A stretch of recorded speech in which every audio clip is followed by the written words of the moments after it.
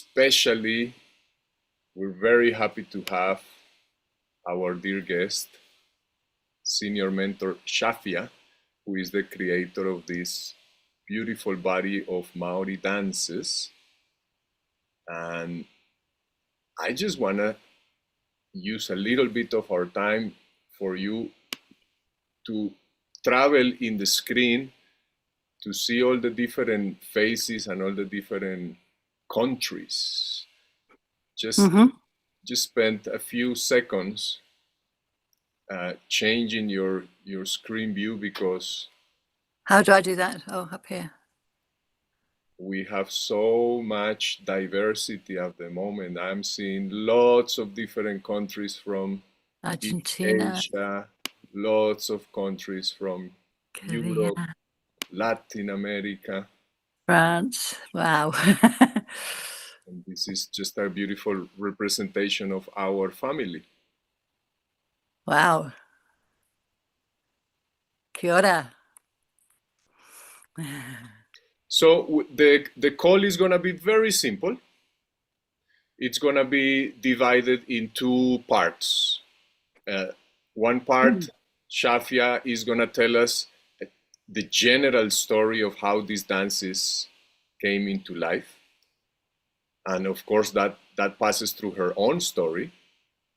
And the second part is going to be going inside specific dances to double check the pronunciation, to double check the meaning, the singing, the melody, and even the movements, right?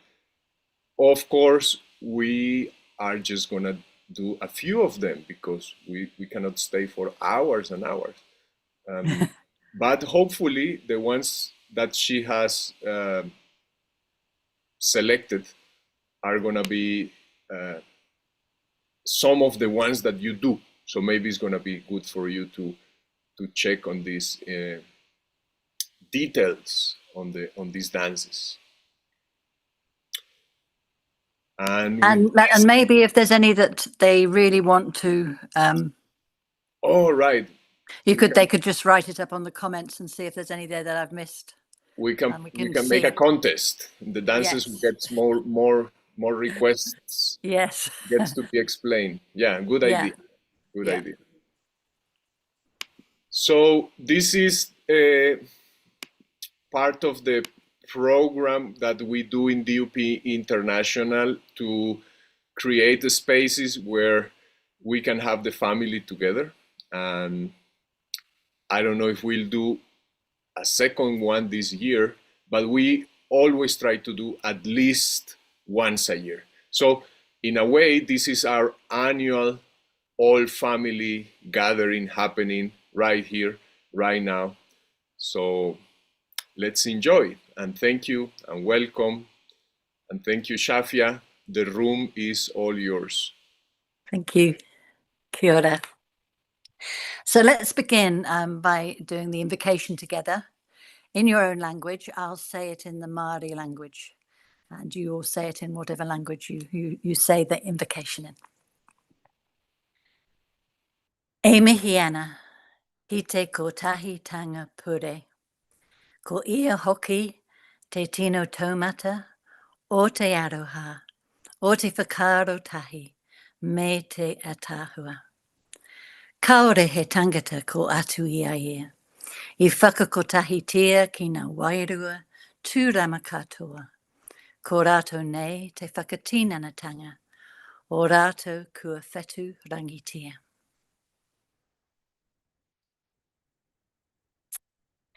We begin in the name of the one whose mercy and compassion.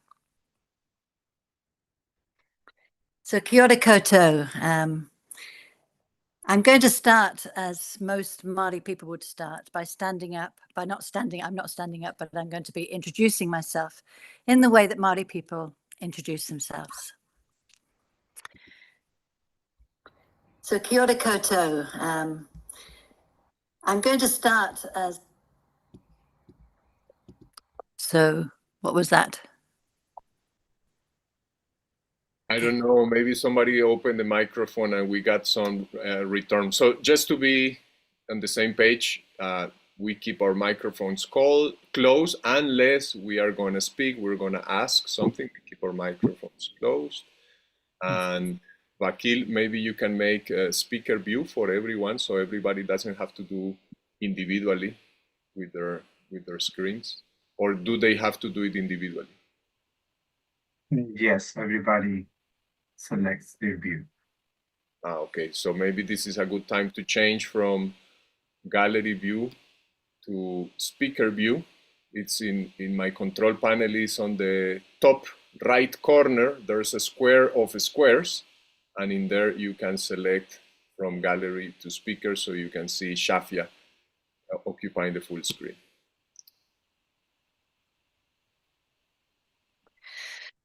Ko tahi tonu te wairua o nā mea katoa. Ko tēnei ahau, ko taki timu te waka, ko oraki te moka, ko waitaki te awa, ko kaitahu, ko ngati mamai, ko waitaha o kuiwi, ko tahu pōtiki te rangatira. No oraka aparima, te rohi, no te waiponamu, Aotearoa ahau.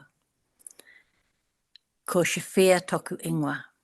Nō reira, tēnā koutou, tēnā koutou, tēnā rā koutou katoa. So when a Māori person stands up in a gathering and introduces themselves, they recognize that they are standing there, formed and created by all those who have gone before them. And so they always take time to share their respect and their honor to their ancestors. And their ancestors are not only people who've gone before, but also the natural world around them that has shaped their people. So I said, ko taki timo tu waka. So the Māori people are Polynesians who were great seafarers. And they traveled the seas using for their navigational tools the star charts, the migration flows of the birds, the tidal waves, and the cloud formations. All the natural world is what they used to navigate the seas. And it is said that one person on one of these, there were 7 great waka that came. So Taki Timu was the waka that my people came over on. And from one of these waka, somebody said, Aotearoa, which means land of the long white cloud. And so they knew that there was land there because of the cloud formation that surrounded it. And so these waka came to Aotearoa, New Zealand, through that means. Then I talked about Oraki. Oraki is the great mountain in the South Island. And mountains are considered really one of the greatest of ancestors. They are protectors, they're inspirers, they're elevators of thought, and they are there, solidly there for the people. And so they always honor their local mountains as one of their ancestors. And then I talked about the Waitaki River, which is the river that runs through the South Island. And Māori were quite nomadic at one point before they settled, and they used to go always by the rivers because the rivers cleansed them, they transported them, they fed them. And so they were considered really sacred. And they were also the connecting force to why Wairua is the name for spirit. And so they have this way of connecting all the peoples around the world through the waters. And so the water is always considered to be part of the spiritual world. And then I talked about my tribes. They're called iwi. I have 3 that I'm connected to. Kaitahu, which is the main tribe in South Island. Also Ngāti Mamoi, and also the Waitaha, who are known as the tribe of peace, the iwi of peace people. And often people think of Māori as being the warriors, and they are that, but they also have tribes that really follow the path of peace. And then I said that I was from Te Waiponamu, which is the South Island, and it means the Greenstone Isle. And greenstone is the ponamu that you'll see a lot of Maori people wearing. I've got my power piece on here. It's a stone for protection, for strength, for connection to the people, and it's found in the rivers of the South Island, Te Waiponamu. And then also I'm from Aotearoa. And this is a very short introduction that I've given you, but then I would say my name, who I am. So for Māori, this was a way of one of the important things is relationships. Whanaungatanga, it's called. And so as people stand and they say these various places that they've come from or they're connected to, people start feeling their connections to each other. And often after an introductory meeting, people come up and say, hey, my cuz comes from there, or my bro's from there. And so they start forming these relationships. And that is a very important part of Māori culture, is actually having connection with each other, which I think is true for most Indigenous people.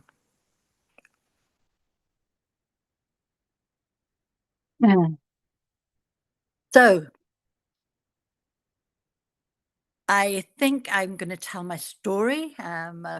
Forgive me for those of you who've heard this lots of times before, but it's a story that took me to New Zealand. And I was born in Dunedin, which is called Otipoti in the South Island, to a mother of Māori heritage and an English father. And he came and got my mother pregnant. I was the result. And I only lived there 3 years. And then I was taken back to England, where my father lived. And that's where I grew up. And I didn't know anything about my Māori roots at all. My mother told me that I belonged to this tribe in New Zealand. But I was here for 50 years before I returned to New Zealand, Aotearoa. And so I didn't really know anything about it at all, just that I was part of it. I found the dances back in the 1989, 1990, something like that. And I became a mentor teacher while I was in Wales. I lived in Wales at that time, and I'm living in Wales at the moment in the UK. And then when I had 2 marriages and 5 daughters. And when both my marriages ended, and when I was 49, I had a nervous breakdown. And the doctor said to me, right, you need to take some time off and off work. And so during that time, I went to see a healer. And as she was doing the session with me, she suddenly turned around and said to me, do you have any connection to Native people? And I said, yes, I do. I've got I'm supposed to belong to this Māori tribe in New Zealand. And she said, well, there are 3 Native women standing here, and they're laughing and they're telling you to go home. And I remember thinking at the time, I wasn't surprised that there were 3 people standing there that I couldn't see, because that happens a lot, I guess, with people who are able to see these things. But I did think, well, why are they laughing? You know, I'm having a nervous breakdown here. And how can I go home? I had my youngest daughter was only 10 years old at that time. So I pretty well dismissed it. But in the year 2000, in the May, I suddenly woke up one morning and I said, I'm going to New Zealand and I'm going in December. And it was so clear, that calling was so clear. And so I rang my daughters up and said, look, I'm going to New Zealand. I'm going in December. And I was so clear about it. And it wasn't until a couple of weeks later that I suddenly thought, well, how am I going to do this? How am I going to leave my young children? I had a 15-year-old and an 11-year-old that by then she was. They were living with their father and I was living on my own. But I had their blessing mainly. There was some, objection from a couple of my daughters. But on the whole, they blessed my journey to go. And true enough, in the December, even though I hadn't had any work, I found myself on the plane to New Zealand. I had no idea what I was going to do when I got there. I was staying with my cousins. I knew that the call was there to try and find out about my Maori roots. And but it seems that my tupuna, my ancestors, had it all laid out for me, because when I got there, within 2 months, I was enrolled in the university in Christchurch, studying the Maori language and also New Zealand history. And then in my first lecture, I sat next to a Maori guy who said to me, well, okay, if you're here and you're studying, why don't you come and study with us? Because we can pay your fees for you. Now, he belonged to a Maori group, which was called a TOPS group, and these were long-term unemployed Maori who were reconnecting to their roots.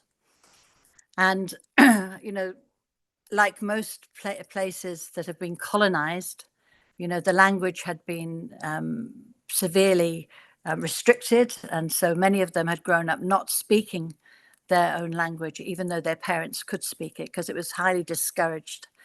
And also they'd lost a lot of their traditional ways of living, especially in the cities. They'd been dispersed. There was a policy of assimilation in New Zealand to try and make the Maori people disappear.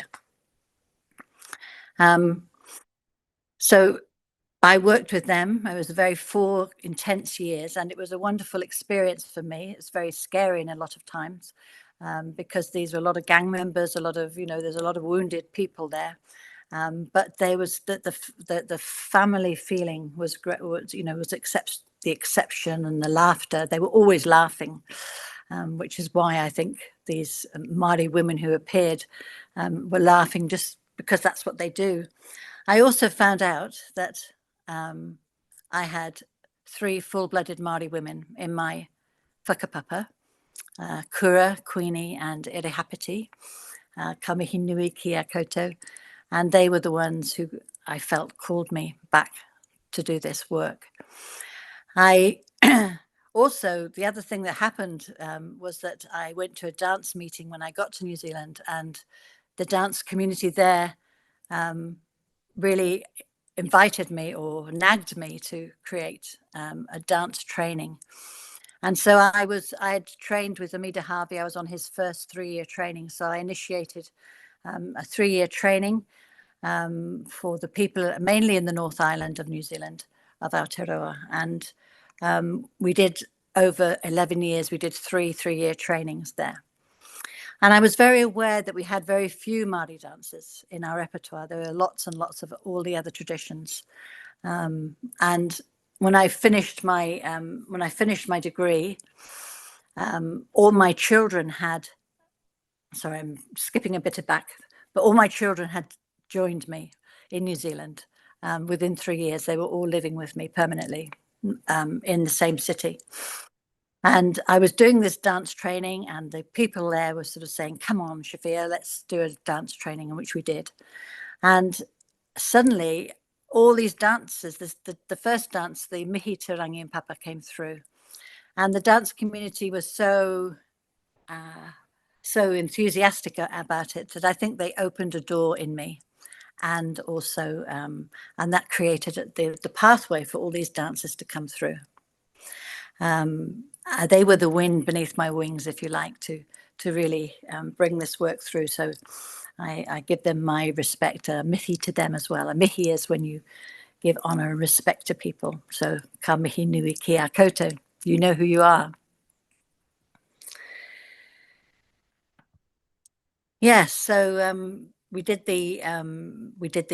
I started, these dancers started coming through. I went through a bit of a journey with it, because I was feeling, well, you know, I've been living all my life in the UK. I came with very Pākehā, which is the Pākehā, the name that they call the Europeans, ways of being. I was learning, and what right have I got to do this?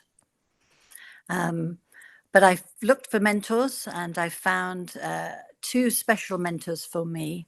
One was a lady called Auntie Y, and she really encouraged me and said to follow my path. And then I also found Ranginui Rose Perry, who was an international teacher of Maori, and she was went to see her, and she again said, follow your path. I saw your ancestors standing with you. She said, follow your path, follow your heart, and do what you need to do. So that gave me permission to carry on and feel myself that I was empowered to do this work. So, thank you, any Shafia. questions? I want to propose that to put a little bit of dynamic in the room. What about we spend a couple of minutes by asking the participants, if you lead as a dance leader, is part of your repertoire. If you have led a Maori dance as part of your circles, please raise your hand, and then we see how many people are involved in leading. Shafia, take a look around the room so you get surprised. And Right. you know what? Let's give voice to some of these people. So don't. How do I open my camera? Oh no! Karen Taiwan, please close your microphone. Oh. Thank you. Does anybody want to ask any questions about what I've talked about so far?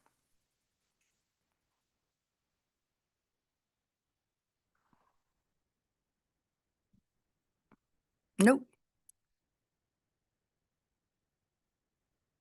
Okay. Look, Wow. so many hands. Let's listen from some of these hands that are up. So I'm going to start with in order of my screen. Han, can you open your microphone and tell us, Han from Vietnam, what dance have you led? Hi, I once led the Coretepo. Oh, okay, thank you. Pieri from Peru, what Maori dance have you led?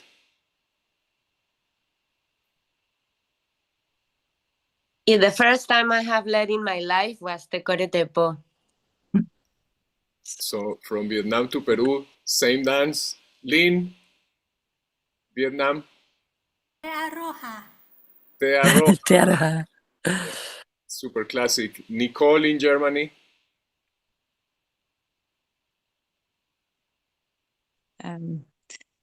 Arua Atu, for example.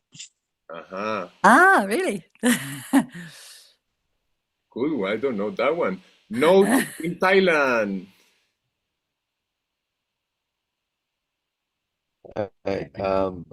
So Te Aroha and Kotahi.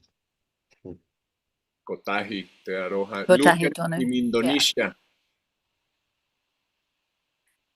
My first dance was Te Aroha, the first one I led, and then I also led Te Kore Tepo and Puhu Meke Aloha. Right. That's not mine, but yes. Adam in Peru. Buenos días.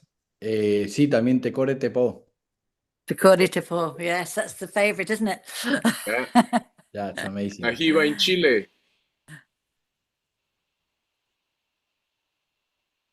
Estoy en Ecuador, pero te Coretepo. Oh, one more vote for Te Kore. Chio in Japan. Yes. Te Koretepo and Te Aroha and Aio. Ayo. Thank you, Chio. Paula in Ecuador. Te Aroha. Te Aroha. Te Aroha. Yes. Karima, Mexico. Tane Mahuta y Kotahi. Tane Mahuta and Kotahi. Kin, Vietnam. Kotahi and Te Kore. Okay. Germany, Christine. Yeah, it's more Michael Ali, and I had the blessing that I nearly led all of Shafia's dances as I do trainings with her. And so I'm really blessed by Shafia's baraka. Wow, the full list. Bita Yeah. Iran. Te aroha and te kore te po. Thank you. Munay, Ecuador. Te aroha and te koretepo as well. Wow, okay. So the super popular classic ones are those two. Aliela, Yep. Russia. It was transmission from dear Shafia, Papa, Arangi. Arangi, Kotahi, Te Kore, and still I have precious memory of Maori zikr, but I never yet led it. No, it's not one to do on video. And Ko Papatuanuku, if you consider this as a dance, well, it's practice more like. Yeah. Hugh. Yeah. The first one that I received directly from my mentor and I led is Kotahi. Kotahi. Kotahi. Beautiful. Sarah from France. Yes. Hello. Hello. Te kore te po. And hare mai kananga mai. All right. Aha. New one. Siddhartha Madhuri in India. Kotahi, Te Kore Te Po, and Tane Mahuta. Kotahi, Te Kore Te Po, Tane Mahuta, and Te Aroha. Aha. Mr. Chung in Vietnam. Te Kore Te Po. Actually, the song that inspired me a lot, that I become a dance leader in training. Oh, wow. Prem in Aotearoa, probably the whole list also. Yes, many. I was on those first 3 trainings of Shafia's when she come. Uh-huh. Thank you for being here. Deva in Mexico. Kotahi, Te Kore Te Po, and the Maori zikr. Where did you learn the Maori zikr from? With Wendy. With Wendy. Massachusetts. Yeah. Did you come to New Zealand or? No. No. Not yet. Mina from Korea. Te aroha and hare mai. Hare mai. Yuan from Korea also. Te kore te po, kotahi, te aroha, hare mai, kalanga mai. Oh, look at you. Lots So of where did you learn them from? Where did you learn Karangamai and those from? The hare mai I learned from my another Korean dance leader, Mina. Mina. FIBA in Colombia.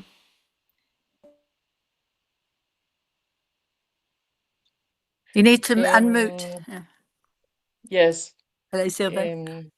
The first one was Te Aroha, and I don't know if Hea Watapu. Oh, yeah. That's Wendy's, actually. Yeah.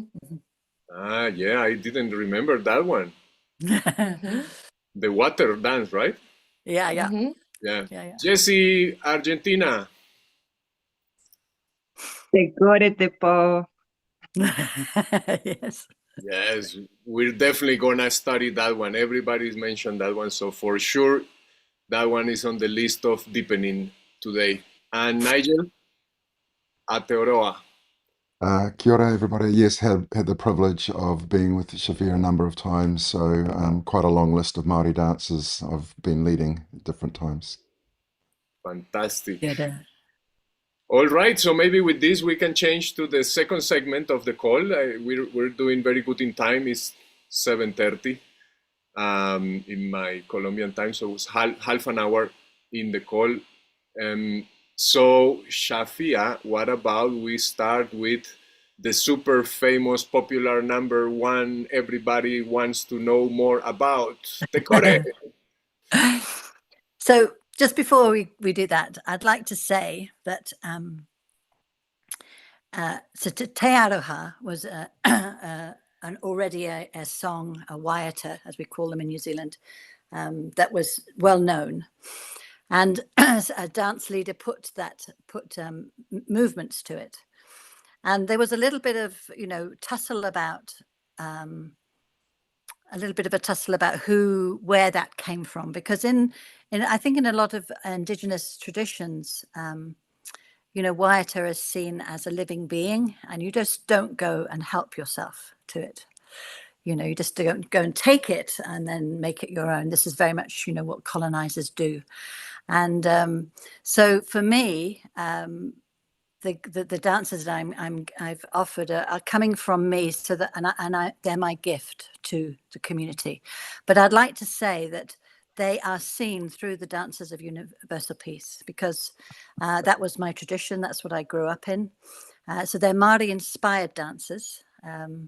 I've taken my experience and the gems of wisdom that I've received from the Maori tradition and put them into this format, but it's very much a format of dances of universal peace. And I don't make any claims to speak for the Maori people at all. I speak from my own experience and my own understanding of what I've received. Just like to say that, okay, before.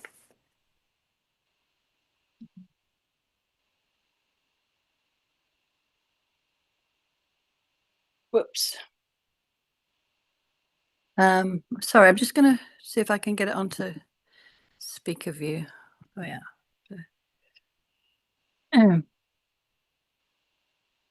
So Te Kore Te Po is from the creation story, and it's the creation of the world. And if the creation of the world it's got a whakapapa to it. It's called whakapapa, which is the genealogy of it. And so there's often referred to the three phases, Te Kore Te Po Te Ao, which is, going from the dark, from the void to the dark to the light.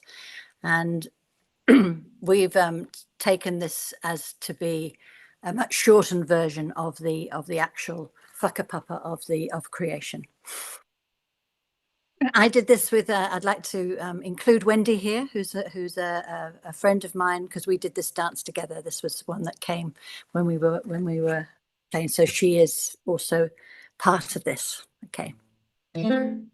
So I'll just sing it through, and then I'll go through some of it.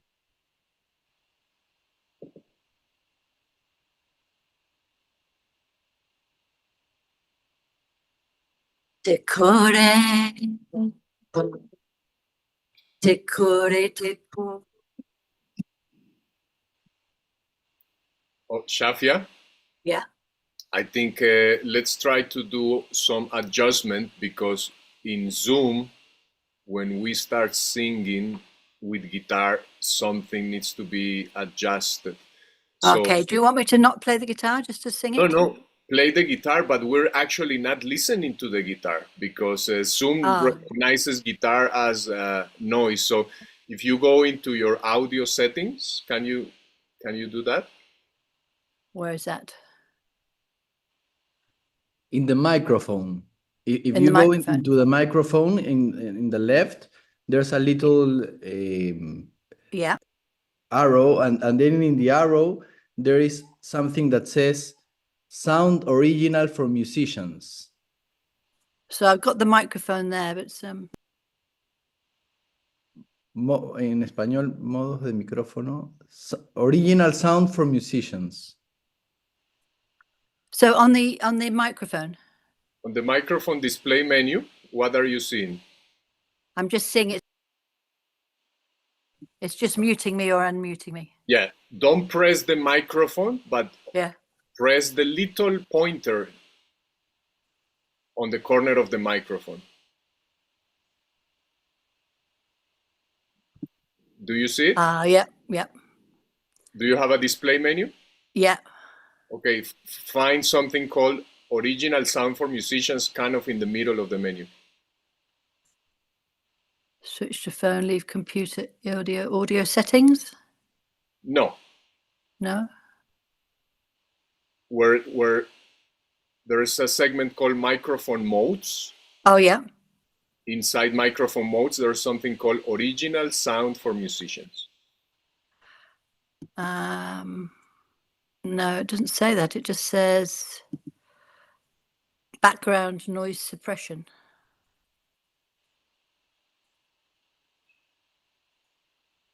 Oh, interesting. Maybe your version of Zoom is old.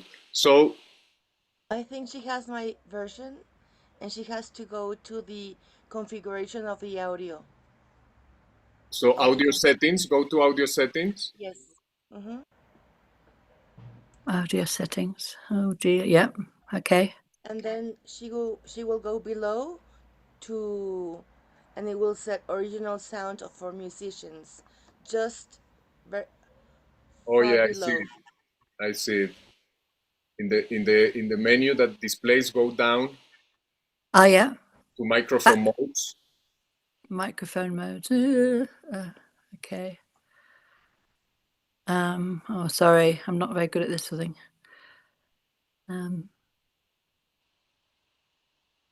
Well, I'm not really sure what to do here. Test speakers. Where are you output now? level. Are you in the audio? Yeah. Menu? Yeah. Okay, so start scrolling down to the sections, and there's a section called microphone mode. In my version, it's called audio profile, and there's original right. Okay. Right. Yeah. audio profile, and then the second point you have to press original tone for musicians. Okay. Browse, but it's got Zoom background noise removal, browser built-in noise. That's all it's got. Okay, so you don't have it. So you can turn off the noise suppression. Turn it off. Turn it off. On or hear all the noise. So, does that feel better? Yes, bravo. Okay.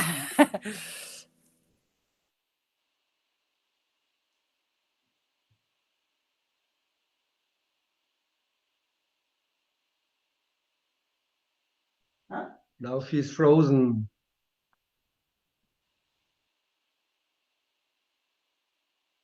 This is all very new to me. I've never done this before, so.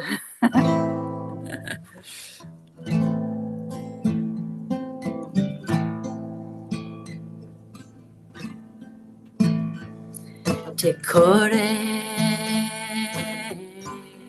te kore te po.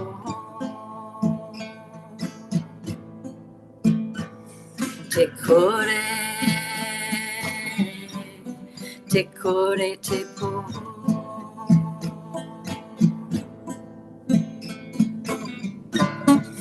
Ki te whaia, ki te whaia, ki te ao marama, ki te ao marama. Ti hei Maori ora, ti hei Maori ora, ti hei.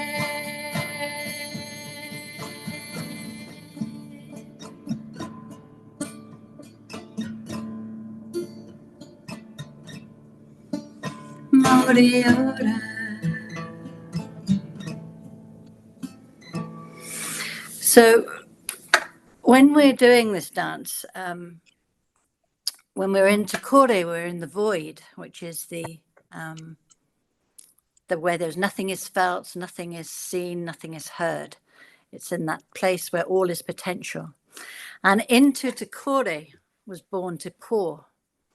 And there were many, many eons of Te Po. There was the dark night, the intense night, the long night.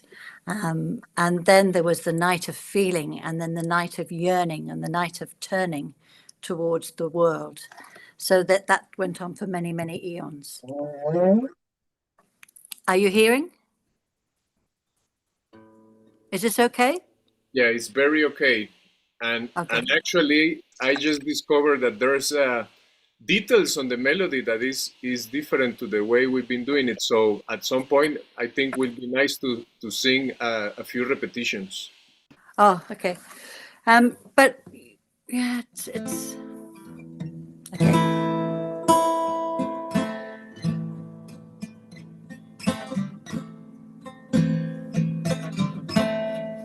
I recommend people turn your mics off and sing with your mics off. We can all sing. I'll sing it through 3 times, okay? And keep your face to the, Sorry? keep your face to the screen.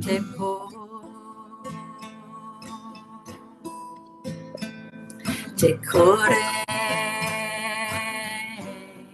te kore te po.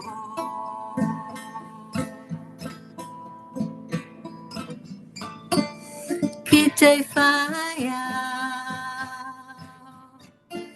ki te whaia, ki te ao marama, ki te ao marama. Ti hei Maori ora, ti hei Maori ora, ti hei.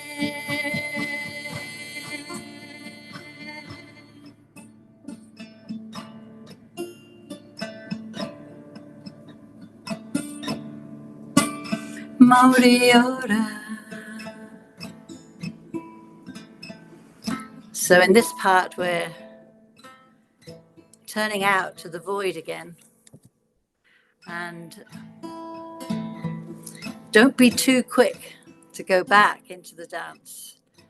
Allow the dancers to stand there and really feel the void, feel the darkness before you start again.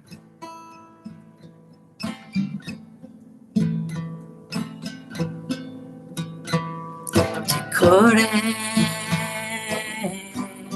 te kore te po. Te kore, te kore te po.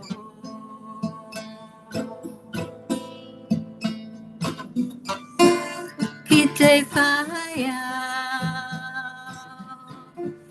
ki te whaia,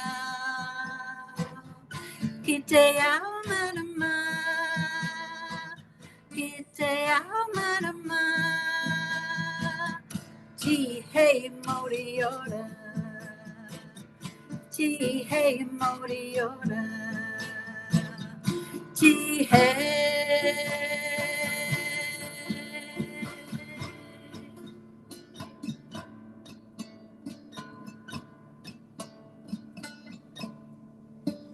Maori ora.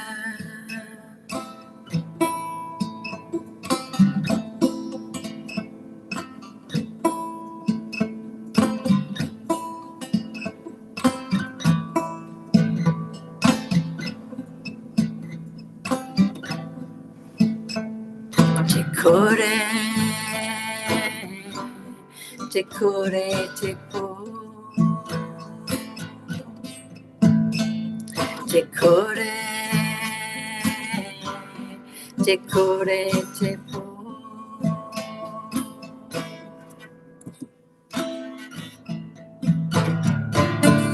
Ki te whaia,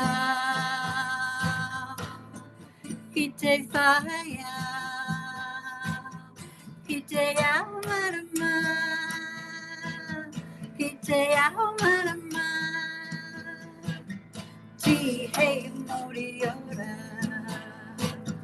ti hei Maori ora, ti hei.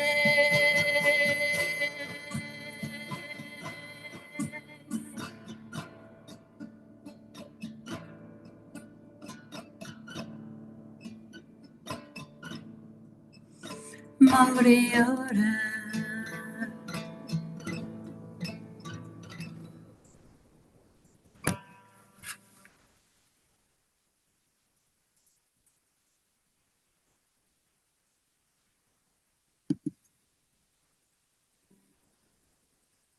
It's Maori ora, Maori. Maori. Maori.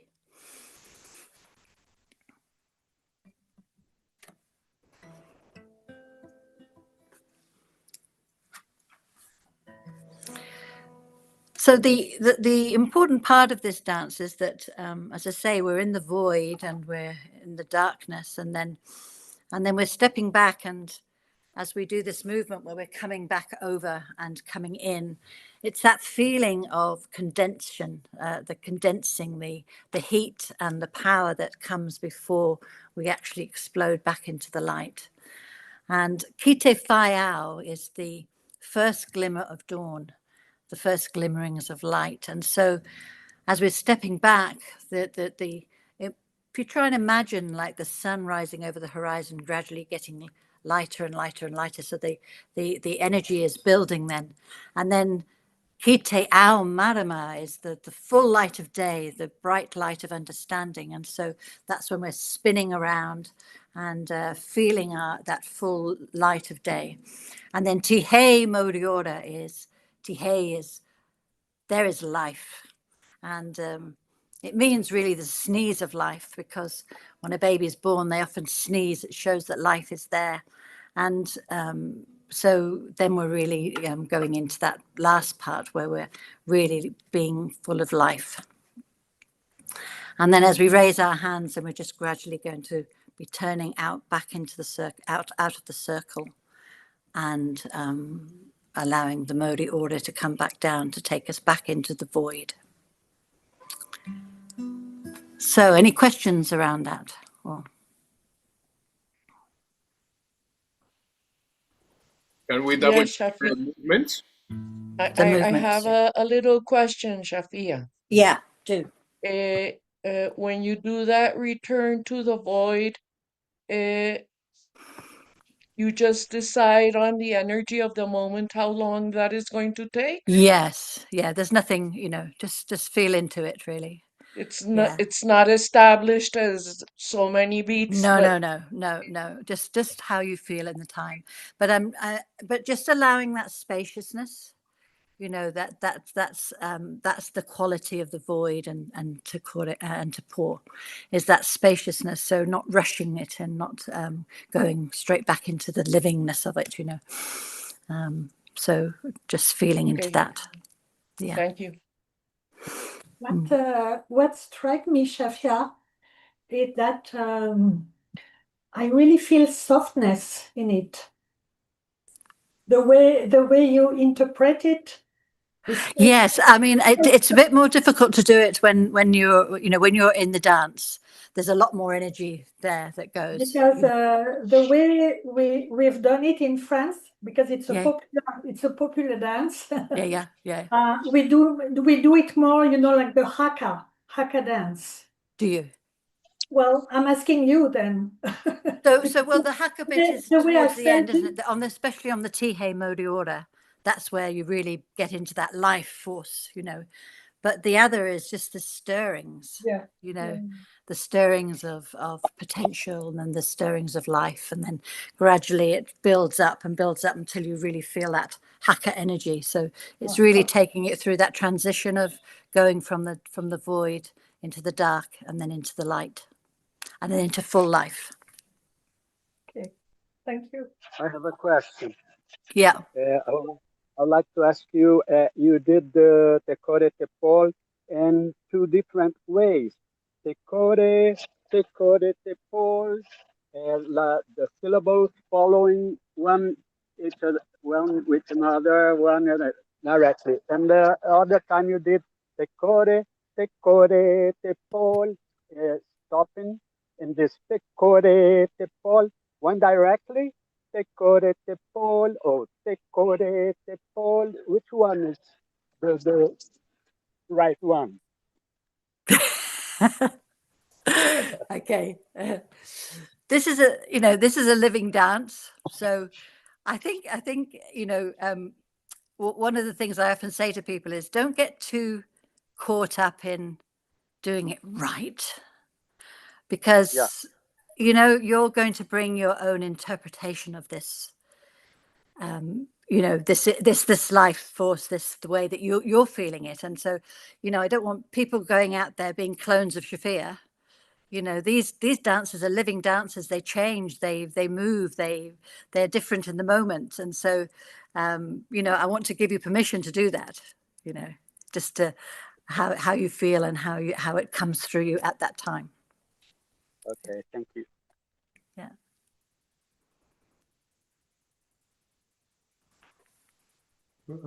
Shafia, maybe if you want to show the movement, then it's getting clear what also our friends mentioned, and because then you see the energy unfolding in the dance if you do the show the movements.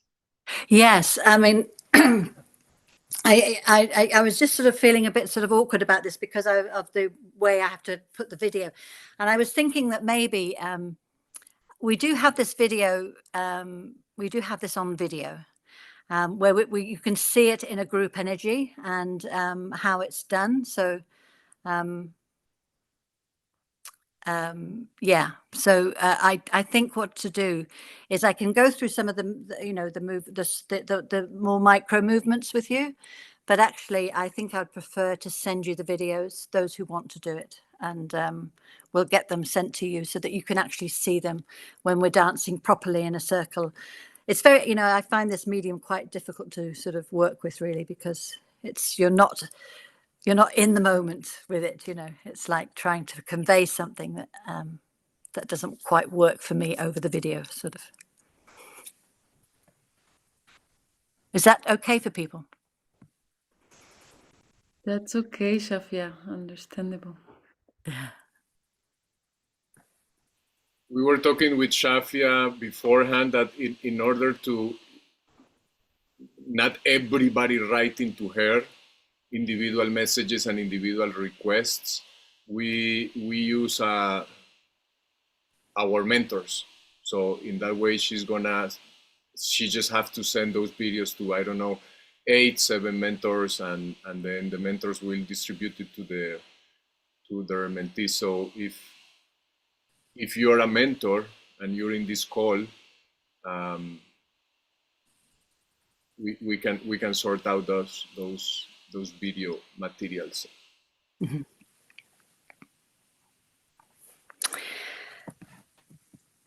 So for the movements, I can just go through them for you as I'm sitting here. So we're actually standing, looking outside of the circle, and in the first line, Te Kore Te Po, we're not moving at all. We're just feeling that void, that darkness. And then on the second Te Kore Te Po, you take your hands. You can tell me if this is what you're doing. So, and then you're going to step back on your right foot, and your right hand comes over the right of your partner, and so that you're all turning into the middle, and you end up like this, coming in and feeling that sense of being condensed, of that heat, that condension before we actually going out. And then kite whaiau, gradually raising our arms as we step back from the circle and allowing the tension to pull you apart before you step into kite ao marama. And then on the tihe morioro, that's when we're slapping our wrists, slapping our hips, or wherever we want to, and doing this movement, more the haka movements there, because that is where life is. But I will send you videos, those who want it, so that you can actually see the formation of it. I can tell you that already there's a difference there, because the way many of us been doing it, we don't raise the hands in kite whaiau. We just step back to get more stretch and stretch and stretch as we continue to step back. Well, it's this, if you think of it when you're doing it, it's that feeling of that energy rising, you know. So your arms are just mimicking that you're feeling that, like the sun rising up on the horizon, the first glimmer of light coming up. So as you allow your arms to come out, and then as they come out, you're ready to spin in the full light of day. But the stepping back is part of it. Yes, yeah.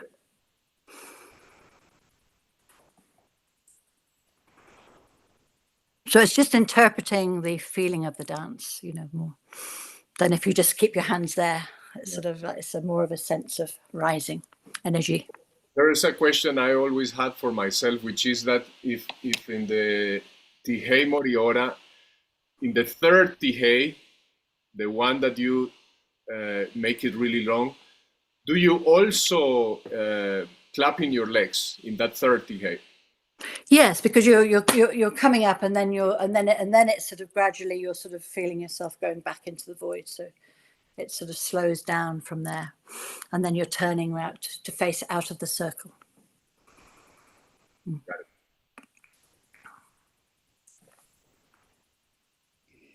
it. Could you tell us a little bit more about the phrase Tihei, which is used in different dances, like feeling of this Tihei Moriora? So Tihei means there is life. It's literally translates as the sneeze of life. And it's something that people use a lot to say, here we are, we're alive, we're sort of, yes, life, this is life. That's really what it means. When a baby's born in the Maori tradition, often the people will sing to them. They have these songs that they sing, and they talk about all the different ancestors. And if a baby sneezes at a particular time, then they say that baby is linked to that ancestor. It's considered quite and so if you find yourself sneezing or somebody sneezing, you can say to them, "Tihei Moriora," your life. Yeah. So that's all it means, really. And it's a lot of, yeah. And so for to end this dance, I don't know how you end the dance, but endings of dances are really important. And so I often use Tihei Moriora as the way to finish it, and to really make sure that you do it in a way that sort of, shows. So Tihei Moriora, like that, rather than, make it really something that finishes and closes the dance properly.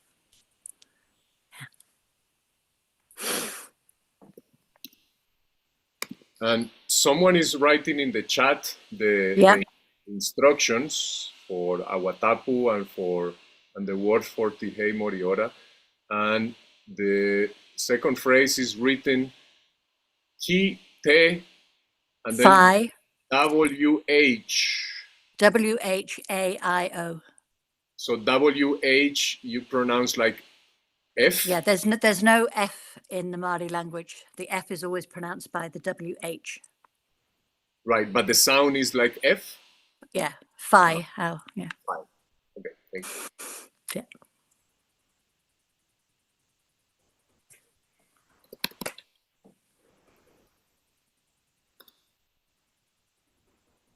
All right, let's go for another one. Okay, which one do people like to do?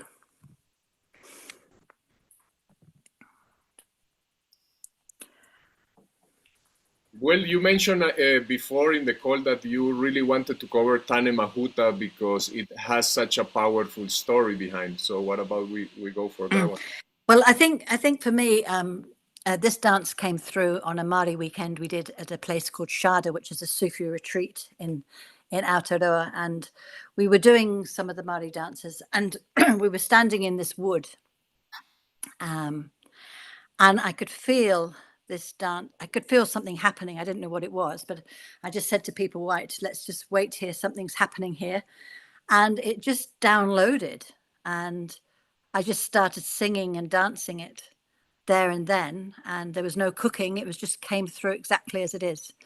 And the only variation I added to it was to do it in counterpoint. So, and I think for me, the sort of natural world and the trees at the moment really need our support and our encouragement and our invocation. So Tane Mahuta was the eldest child of Rangi and Papa, the Sky Father and the Mother, and he is known as the god of the forest, a bit like the Pan in the UK tradition, the Celtic tradition. And so his energy, you know, invoking that energy of the trees and to stand tall and to be fully themselves is what the world is needing at the moment, because you know, our trees are under stress, our places are getting, you know, trashed, like the Amazon. They are our lungs, they are the ones that protect and support us. And so for me, this dance is an important one to do, to really allow ourselves to invoke the trees to stand tall and to stand strong and to celebrate who they are.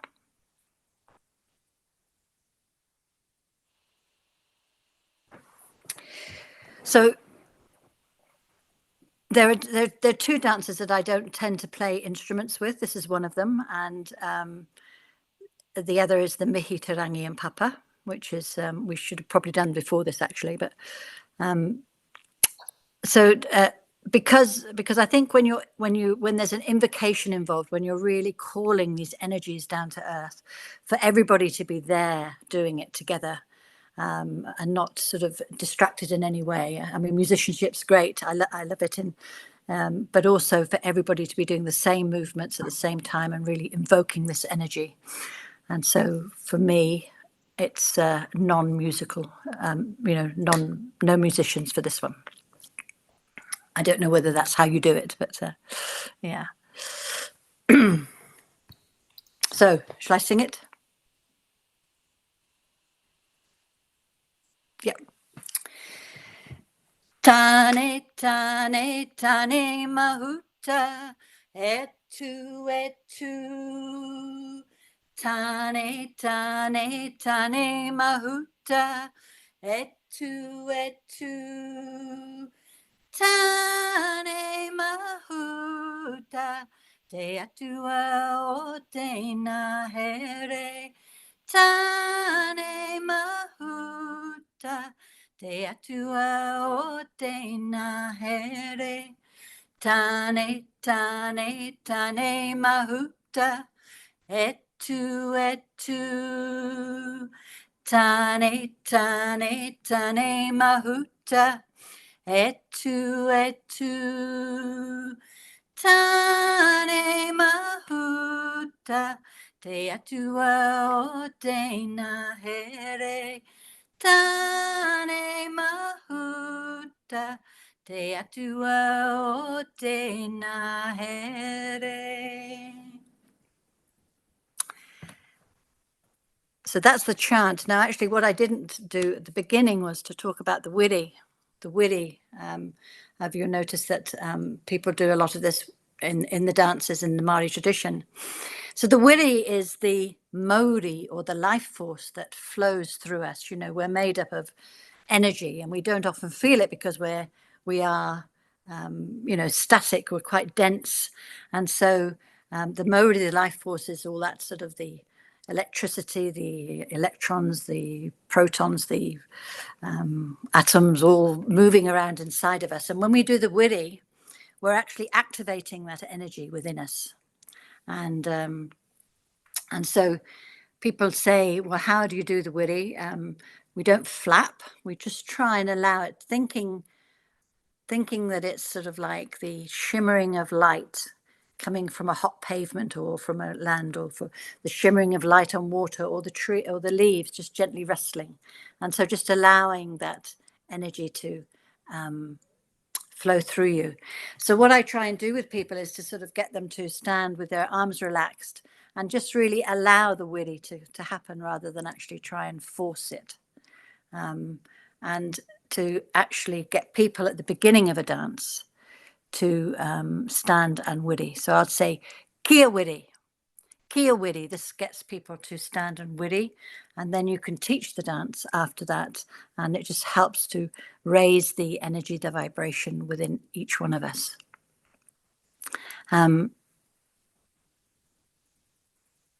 So wherever you point your fingers and you're wiriing, that's where the energy is going to go. So in this dance, your hands are by your sides. And so you're really allowing the energy to flow down to the roots of the tree as feeling that really the roots going strong and deep and holding you. And then when you are coming up, Tane Mahuta, Etu means to stand tall, to stand strong. And so bringing your arms up, and we're lifting them up. You can wiri or you can hold still, if whichever thing. And just imagining the sap coming from the roots, flowing up the trunk of the tree, and you become the trunk. And then as we step forward all together, we become one big tree and one big trunk. And I did try and get a photo of you of Tane Mahuta. You could look it up on the internet. There's a big tree up in the North Island, and he's called Tane Mahuta, and he's a big Cody tree. It takes about 50 people to stand around him, and amazing tree to have. So he's called Tane Mahuta.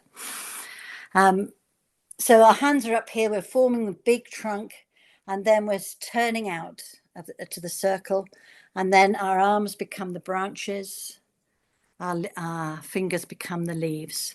As we lower them, feeling all that energy and expansion, the horizontal energy that trees have, and then coming back down to the earth again. Any questions? Shafia, I have the question if I might put in the 2.5 minutes video we recorded, then you can see the melody and the canon, the conto melody, and your movements in the video. I can share it on the screen if this is helpful for people. Have we got time to do that today? Or Arjun? Yes, we have time. It's only 1 a.m. in New Zealand. They're happy to be awake at this time. Yes. Okay, then I give my screen free. Yes, it's happening already. I hope the tone is also going.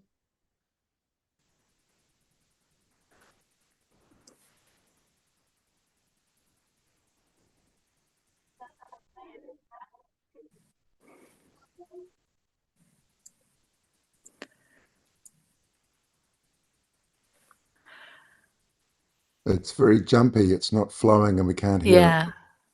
Yeah, it's good to have a visual, but not good for the sound. No, okay. Okay. We'll get videos to you, and you can see it. Okay, sorry. That's okay. No, it's worth a try. Oh, but you can show us, since you are such a savvy on Zoom sharing, you can show us the Tane Mahuta tree. Me? No.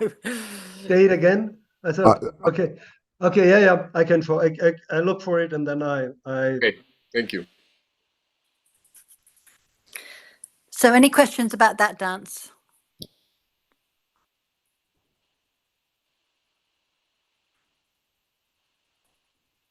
Por favor, ¿podrían colocar la letra en el chat? ¿Es posible? Ya está puesta. ¿La de esta segunda? Sí. Gracias, ya la busco. She was asking for the lyrics, but it's already on the chat, the lyrics. Okay. Ya la encontré. Thank you. Shafia, I know the stories of the trees is a very long one, but is there anything else you would like to share with us about the trees and the Tane Mahuta?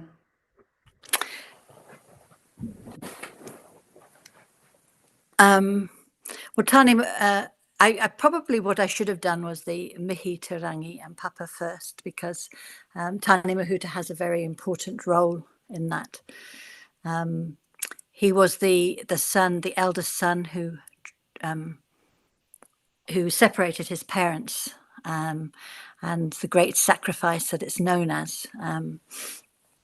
And he was the one who threw Ranginui into the sky and made him the sky father. And Tane and Papatuanuku, who is the earth mother, he turned her over and he clothed her with all the trees, the bushes, the animals, and to keep her company, because Rangi and Papa, their sacrifice was such that they cried and cried and cried, and there was such grief there. And for Tane and for Ranginui, he gave all the heavenly bodies to keep him company.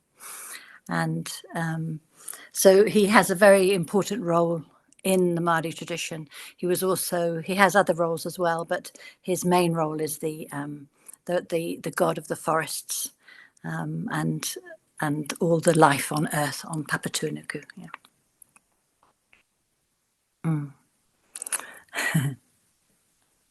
Hello, Shafia. I had a question around the position of the hands.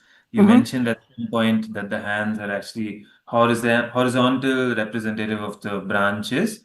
I think how leading it here is very vertical and kind of parallel to the body. So the movement in and out is straight up, and then you spin, and then the movement is back down parallel to the body. So if you could clarify that. Is this Tane Mahuta you're talking about? Yes. Yes, yeah. So for me, we're sidestepping to the right, okay? And our hands are whirring, and so they were sending energy down to the roots. Then, as you say, etu, which means to stand tall, to stand strong, the hands come up and make, the trunk of the tree. So you become the trunk, and just imagining the sap rising up and feeding the top of the tree there, And then as we turn, we are beautiful dance to do outside, where you can see all the other trees around you, because it's all the sort of seeing all the tamariki, or the children of Tane Mahuta. And then, the hands come out, the branches, the leaves, and then as they go back down to earth, as the leaves fall, they feed the roots again. And so there's this cycle that happens with the tree. But the important thing for me is to stand really, really strong and tall when you're the trunk of the tree, because we are asking our trees to be strong and to be tall and to be, to help us with our environment, and to, they are the lungs of the world. And so really important part of our ecosystem that's under danger. Does that answer your question? Yes, so maybe just to confirm, the horizontal position of the hands is when you're bringing it down in the first melody, not for the Tane Mahuta, the second melody. Yeah, so Tane, Tane, Tane Mahuta, etu, etu. Tane, Tane, Tane Mahuta, etu, etu. Then we're walking in. Tane Mahuta. We're making a big, big trunk all together as a group. And then we're turning Te atua o te nahere. So we're turning out of the circle, then looking all around us, looking at all the nature around us. And then our hands come down, becoming the branches and the trees. Tane Mahuta, te atua o te nahere. And then we're back to the roots. Got it. Thank you very much. Yes. Please, what means? Sorry, I couldn't hear that. The meaning of the second line is the god of the forests. Te atua is the god, and o te nahere is the forests. The god of the forests.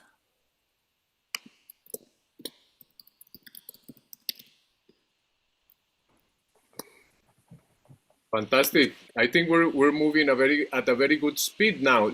Why don't we, since you've been saying that this dance, the story of this dance is so closely tied with the story of mother and father, why don't we just cover that one? Okay.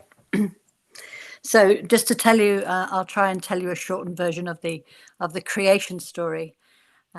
So we have the void, and then we have Te Pō coming into the void. And into Te Pō was born Ranginui, who was to become the Sky Father, and Papatuanuku, who was to become the Earth Mother. And they fell in love. And they entered into this deep, deep embrace for many eons. And because they had so much passion for each other, they had 77, they say, children. And they were males. And this is because sometimes in the Maori tradition, we think of men and women and we think of it as gender, but actually it's about spirit and matter. It's about those seeding archetypes that are going to go out into the world and seed what becomes the world. And so that's often to do with the male or the linear positive energy that does all the seeding and then it's the female or the magnetic energy that receives that and allows it to grow. And so they're very important. And in the Maori tradition, it's very important that they are balanced and that they are both important. But they have definite roles to do. And you see that reflected in Maori society as well. The men have certain roles, the women have certain roles, and they're not seen as one higher or lower. They are seen as in balance and necessary for the work that needs to be done. And so, but what happened was the children were growing and they needed to be who they needed to be. And so they got really, tightly cramped and they began to argue and as families do. And so Tane Mahuta, as the eldest son, said, I am going to separate our parents. And he laid his shoulders on Papatuanuku and his legs on Ranginui, and he pushed and pushed. And it says for eons, he pushed and pushed and pushed. And eventually he threw Ranginui away and made him into the sky. And then Papatuanuku was left there, and they cried and cried and cried in their great sacrifice of having to be separated. But the children then were able to go out and do what they needed to do. They had the light then to be able to, and the space to be able to go and fulfill their destinies. And the tears of Rangi and Papa are considered, to be the lakes and the streams and the oceans of the world. And so they are, the sacred waters of the tears and the love of Papa and Rangi. So for Maori people, they really honor and respect these original parents. And so this is a mihi. A mihi is a way of giving honor, respect, and acknowledgement to anybody. I could say, ka mihi nui ki a koutou. I'll be saying, I'm giving you great honor and respect. So this is what we're saying to these two parents. So the words are, ko Papatuanuku e takotone. So Papatuanuku, who is always lying there beneath us. Ko Papatuanuku e mihiana ki a koe. And so Papatuanuku, we give you honor, we give you greetings, we acknowledge you for who you are. And there we are. And then we say, ko Ranginui e tu ihone. So Ranginui, who always stands above us. Ko Ranginui e mihiana ki a koe. And so we give honor, respect, and greetings to him as well. So it goes like this. Ko Papatuanuku e takotone.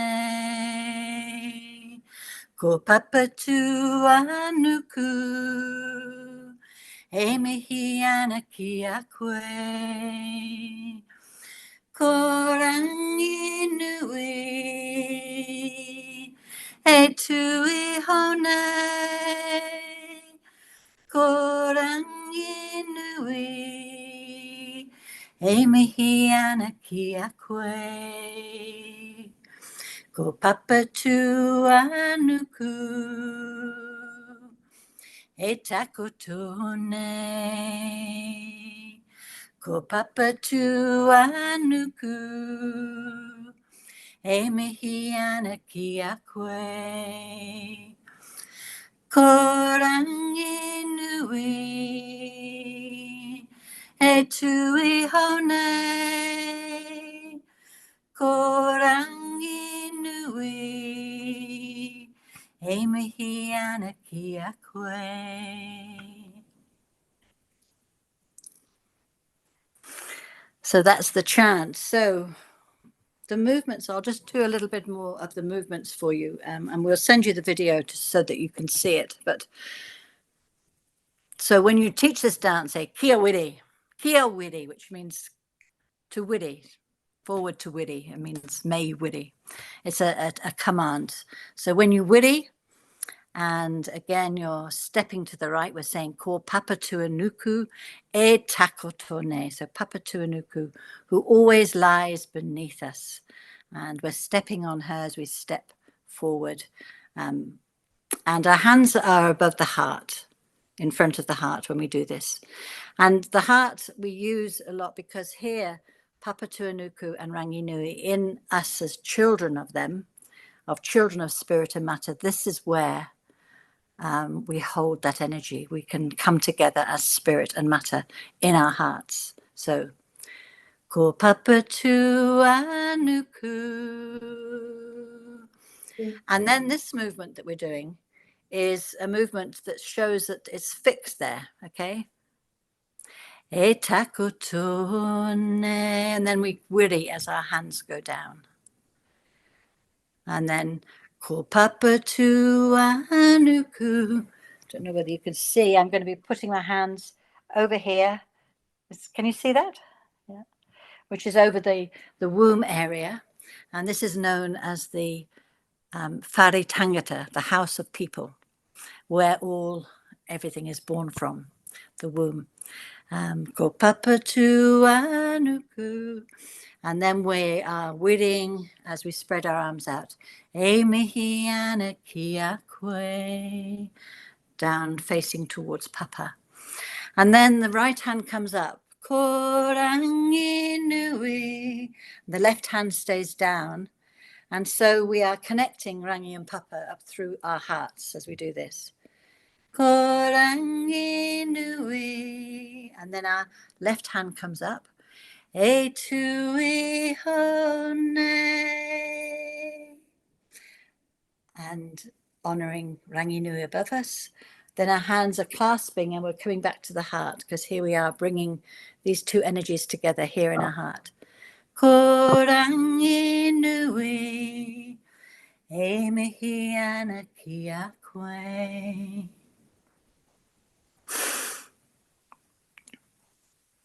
And you will see the full video, but any questions for the moment?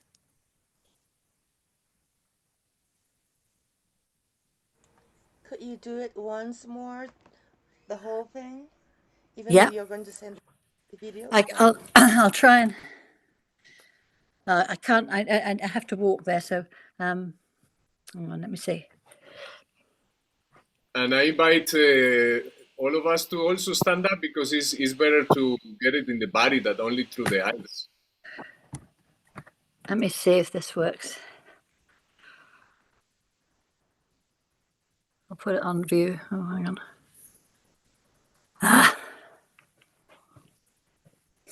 So we are walking to the right, but I won't walk to the right as we do it. So I'll just do it standing.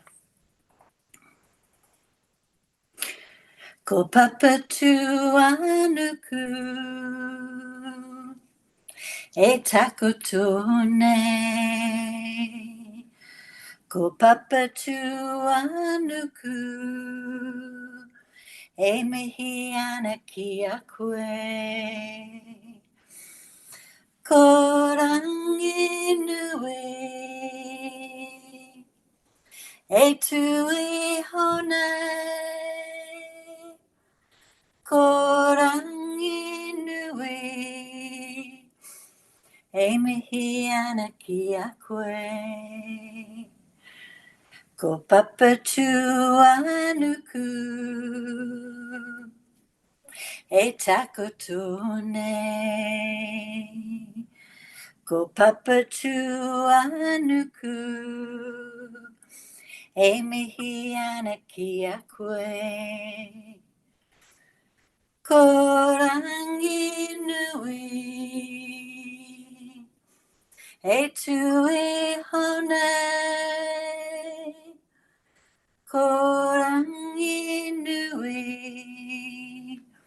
e mihi ana kia koe.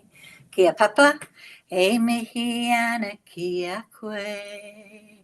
Kia rangi, e mihi ana kia koe. Kia papa, e mihi ana kia koe.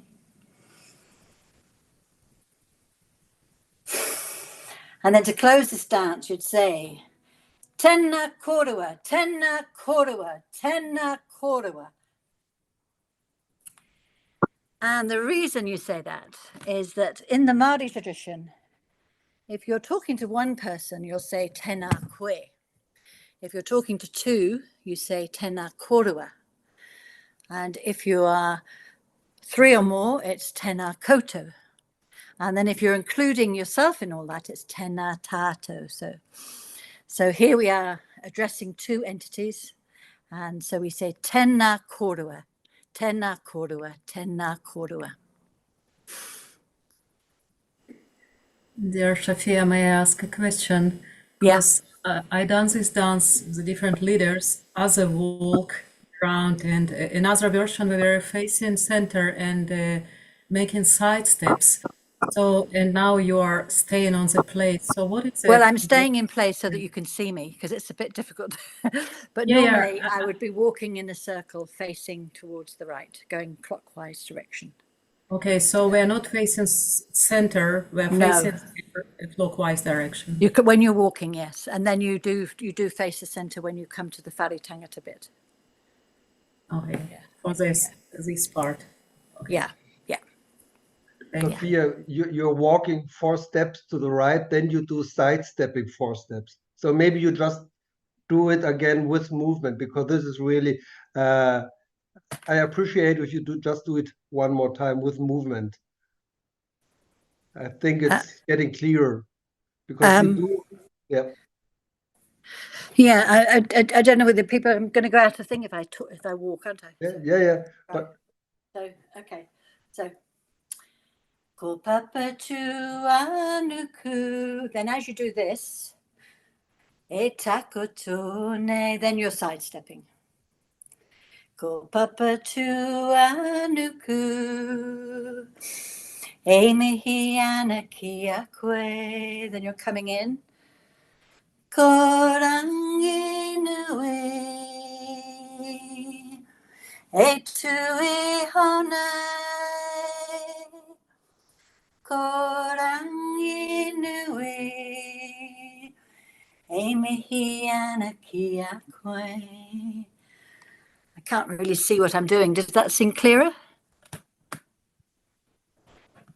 yes, Was that clearer for people? It was. Yes, thank you.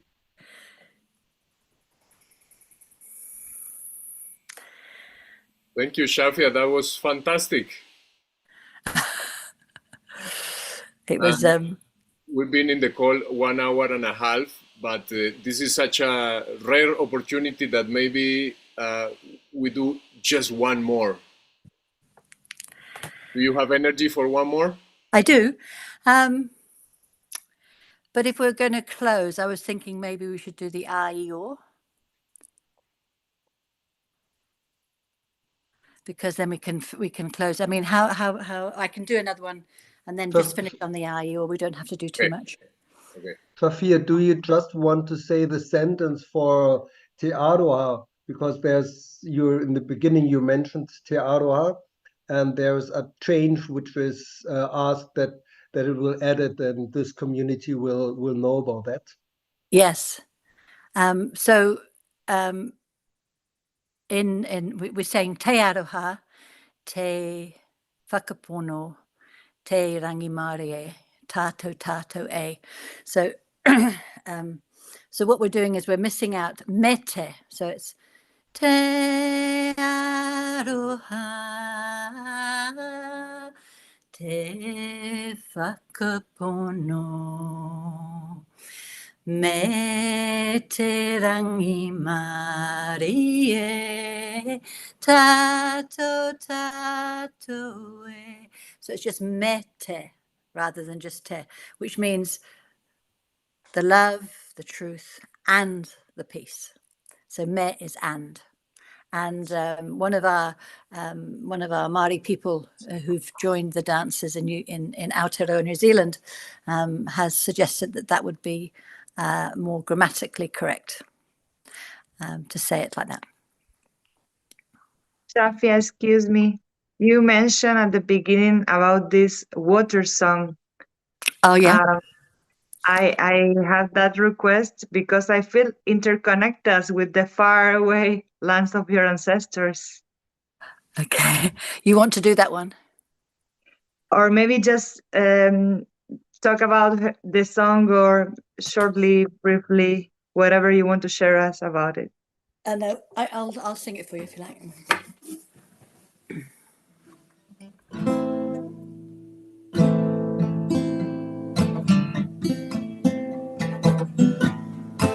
It's a bit long. Hey, awa tapu, hey, awa pure, hey, awa aroha. Sorry, I think I need to put a capo on this one.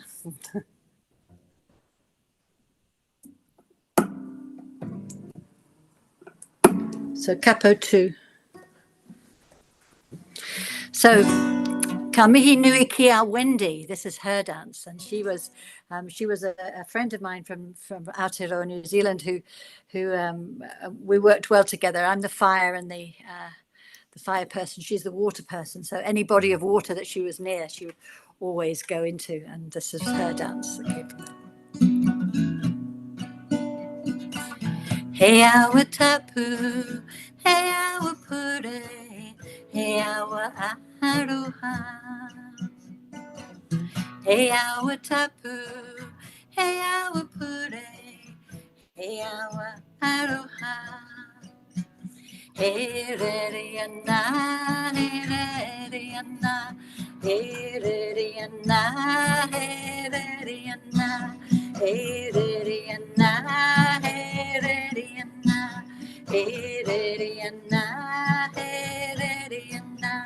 Po teri teri runga, po teri teri raro, po teri teri nuku nuku.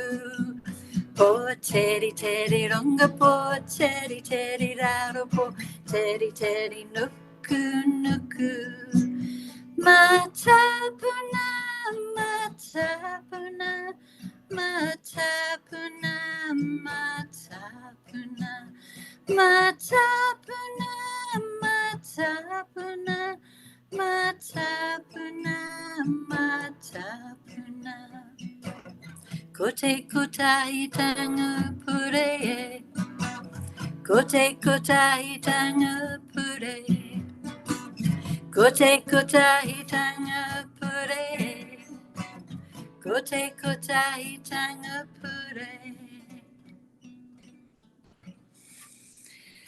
So this is a dance that goes through all the different phases of the dances of the water. So first of all, we have the sense of just flowing in the waters of love, te awa tapu, the sacred waters. But tapu has a sense of restriction on it, so it's not. So there's often, if anything happened in the water, you'd say it's tapu, and then you don't go there. You know, you'd leave it to have its space and its time. Te awa pure is the fully openly sacred waters. Te awa aroha, and we say the waters of love because they are the tears of Rangi and Papa.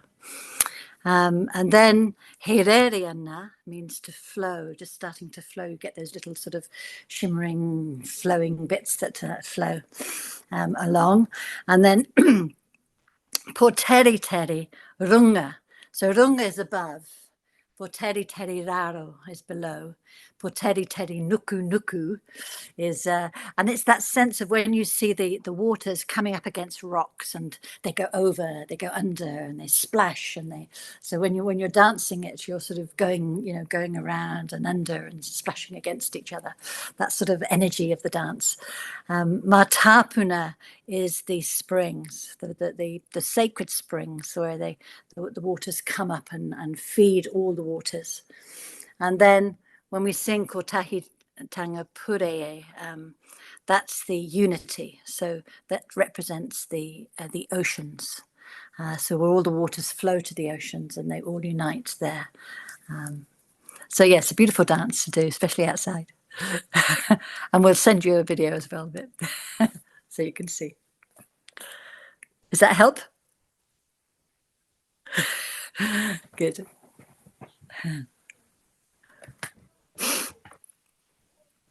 And Shafia, before we move into the closing bit, I want to make a comment here for the whole family.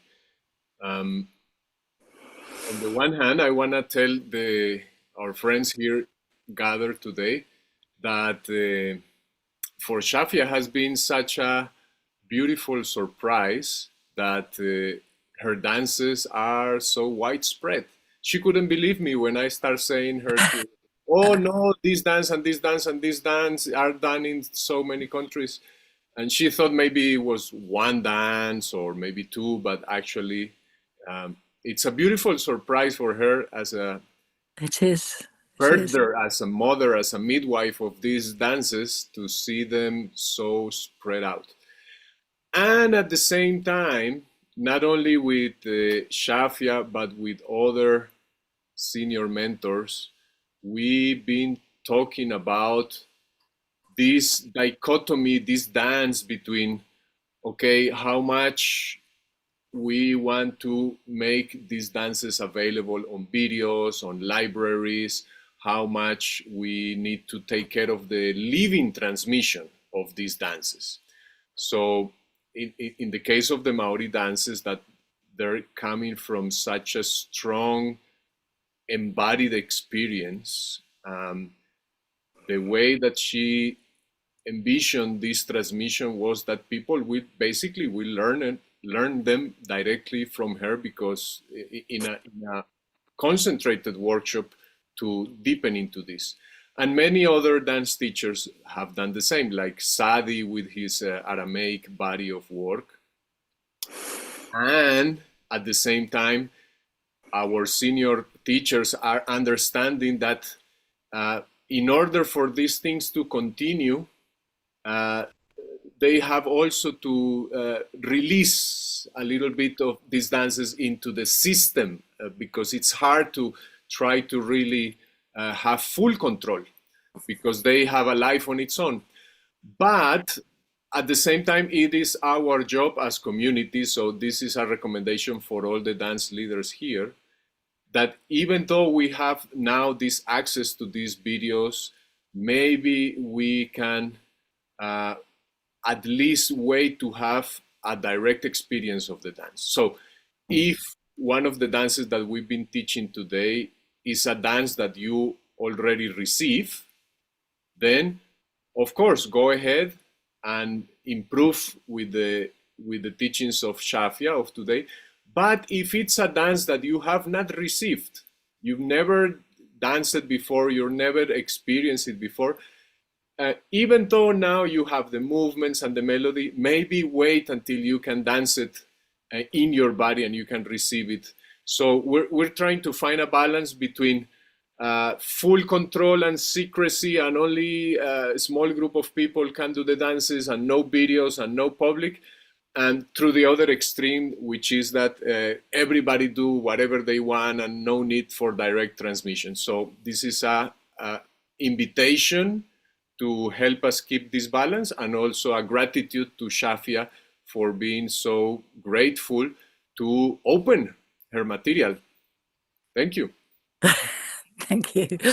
I mean, it's been a long journey for me. I think when I first took some of the dances out, I saw them being posted on video on YouTube and Facebook, and they had the wrong interpretations, the wrong, you know.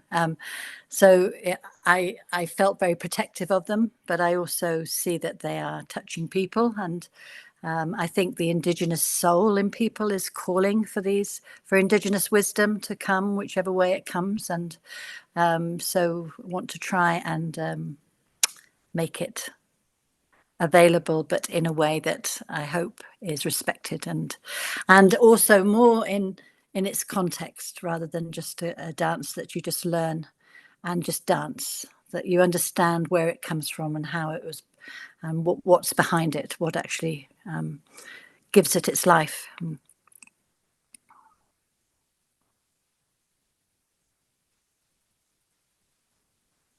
Beautiful. Thank you very much. And two more advertisings or two more announcements before I pass it to you, Shafia, and you can fully close and say goodbye and teach us this last aoi.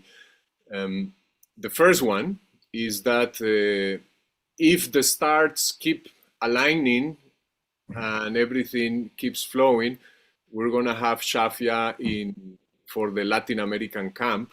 So if you've been considering for many years to come and meet your Latin American family, next year it's a good time for doing that.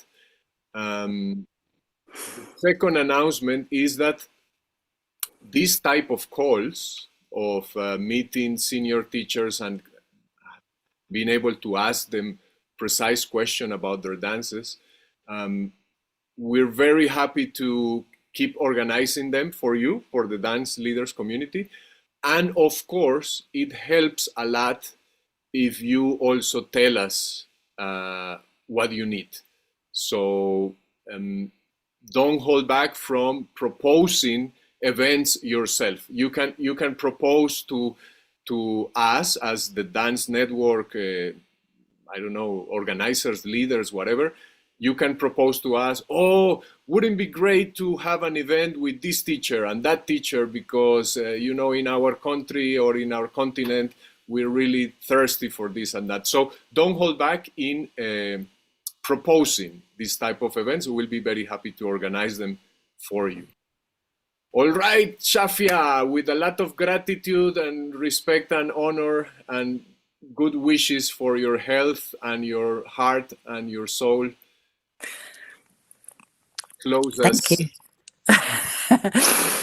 So I thought maybe we could sing the ai all together. It's a very simple one. And then I thought we could try and all unmute ourselves at the end. We'll just sing it through a couple of times. And then intone ai all together because it's, and let's hear you all, because it doesn't really matter if it's a little bit out of space or a little bit out of tune. We can just do it together.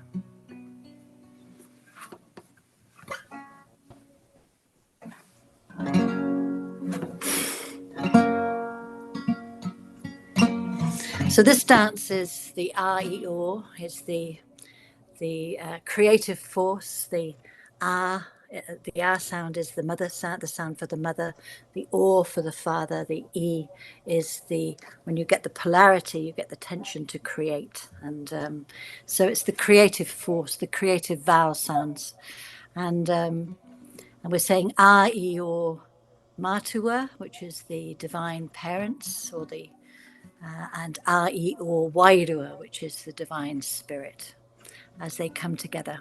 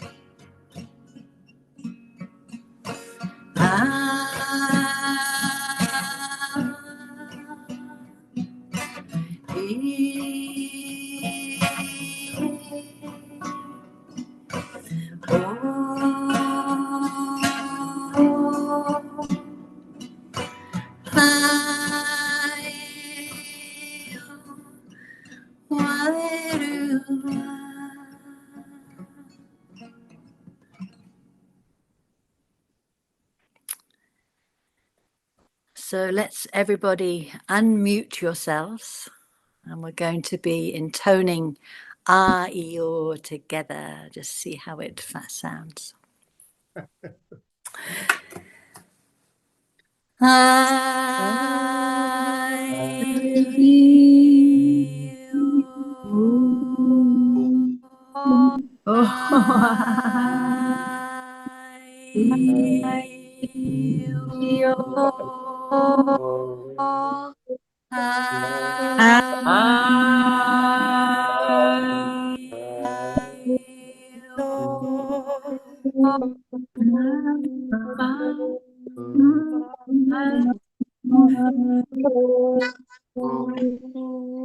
So thank you all so much for your attention and joining. And I'll say to you in the Maori way, we say, tēnā koutou, tēnā koutou, tēnā rā koutou katoa. Thank you. Thank you. Thank you, Shafia. Thank you. Thank Shafia. you. Thank you so much. Thank Gracias. Thank you so Gracias. much. Thank you, Azul, also. Bye-bye. Muchas gracias. Muchas gracias. Gracias. Bye-bye. Bye. Bendiciones. Muchas gracias. Chao. Gracias, gracias, gracias, gracias. Gracias. Bendiciones. Gracias. Tumai. Okay.